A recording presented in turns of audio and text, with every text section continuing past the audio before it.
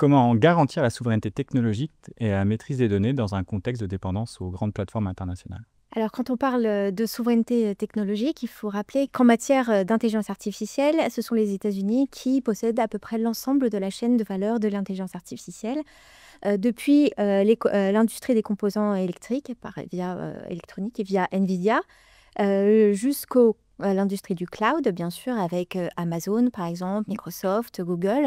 Et puis, bien sûr, les créateurs de modèles IA, qui sont à peu près les mêmes. Donc, on a Microsoft, Gemini avec Google, et puis, bien sûr, Copilot Microsoft. La Chine essaie de sortir de la dépendance américaine, bien qu'effectivement, elle possède, contrairement aux États-Unis, un avantage compétitif de taille, puisqu'elle possède des mines de terres rares. Et donc, effectivement, là où l'Europe n'est à la fois ni sur l'ensemble de la chaîne de valeur de l'intelligence artificielle, ni ne possède de terres rares. Donc, à partir de ce constat, que doit-on faire? Il faut avoir effectivement une position réaliste, c'est-à-dire que l'on voit effectivement les deux leaders tracés devant, quelque part, et puis l'Europe prendre une troisième voie, une voie alternative, hein, comme finalement la tortue dans la fable de La Fontaine, avec les deux lièvres devant qui courent. Et donc l'idée, c'est de réaffirmer l'unité européenne avec une intensification de l'unité industrielle européenne, avec effectivement une relocalisation des grandes industries, un accompagnement de l'ensemble des entreprises, depuis la start-up jusqu'aux grandes entreprises, via notamment, par exemple, la Banque d'investissement européenne. Et puis, effectivement, des réglementations qui doivent être axées vers le consommateur et qui vont permettre de différencier, en fait, l'Europe de ces deux autres concurrents où, effectivement, l'éthique, les questions d'éthique et de régulation des data sont peut-être moins la priorité. Quels sont les principaux risques d'exclusion ou de renforcement des inégalités liés au développement de l'intelligence artificielle, et particulièrement dans les pays en développement? Alors, les risques sont à plusieurs titres, notamment liés au contexte économique et aux nécessités, notamment en termes de ressources naturelles que demande l'industrie de l'intelligence artificielle. En effet, on le sait, l'intelligence artificielle est très consommatrice en énergie, hein. On estime qu'à la fin de la décennie, l'ensemble des data centers représenterait à peu près la consommation du Japon actuellement.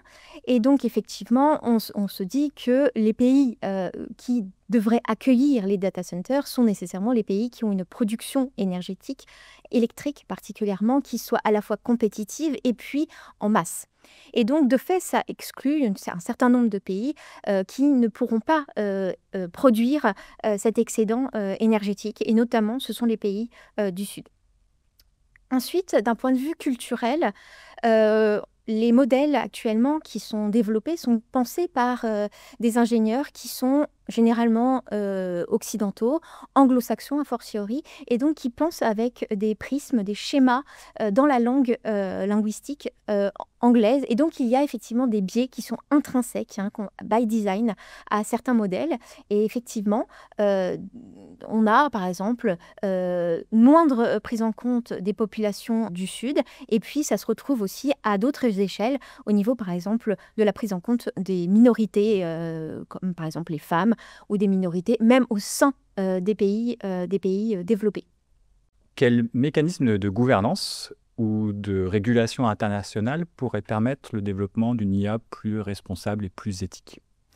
Alors, il y a plusieurs choses à penser. D'abord, en termes de frugalité. Pour qu'une IA soit éthique, il faut qu'elle soit verte. Et là, il faut d'abord privilégier des modèles qui ont une consommation moindre que les modèles actuels, qui sont des modèles LLM. Et donc, l'idée, c'est plutôt de tendre vers des modèles qu'on appelle SLM et qui sont effectivement plus frugaux. La deuxième, effectivement, est la manière de produire l'énergie, c'est la rendre la plus verte possible. Enfin, il s'agit aussi de protéger le consommateur, alors qu'il soit vous ou moi, ou par exemple les entreprises qui vont utiliser ces intelligences artificielles. L'idée, c'est de réguler de manière éthique pour pouvoir, dans un contexte de guerre économique qui s'intensifie, où effectivement le respect des droits humains est de plus en plus délicat, l'idée, c'est au contraire de faire en sorte que l'Europe devient un espèce de paradis de l'intelligence artificielle où, lorsqu'on met nos données en Europe, dans un data center en Europe, on sait qu'elle ne servira pas, par exemple, à d'autres fins que ceux auxquels ils ont été prévus. C'est le cas par exemple en Chine où lorsqu'on se fait photographier par exemple dans la rue, notre portrait peut servir à entraîner ces intelligences artificielles sans même qu'on le sache. Et donc l'idée c'est véritablement de travailler là-dessus et de renforcer notre éthique finalement gouvernementale en essayant notre différenciation là-dessus. Et la dernière chose bien entendu c'est effectivement d'éduquer les populations de manière à ce qu'elles soient au courant de toutes les dérives qui sont possibles, notamment avec la guerre cognitive qui est de plus en plus mise en place par les grandes puissances, qu'elles soient américaines ou chinoises, à travers notamment les réseaux sociaux. Et l'idée, c'est vraiment de rendre la population européenne de plus en plus vigilante à l'utilisation de ces intelligences artificielles qui pourraient être nuisibles pour le système démocratique européen.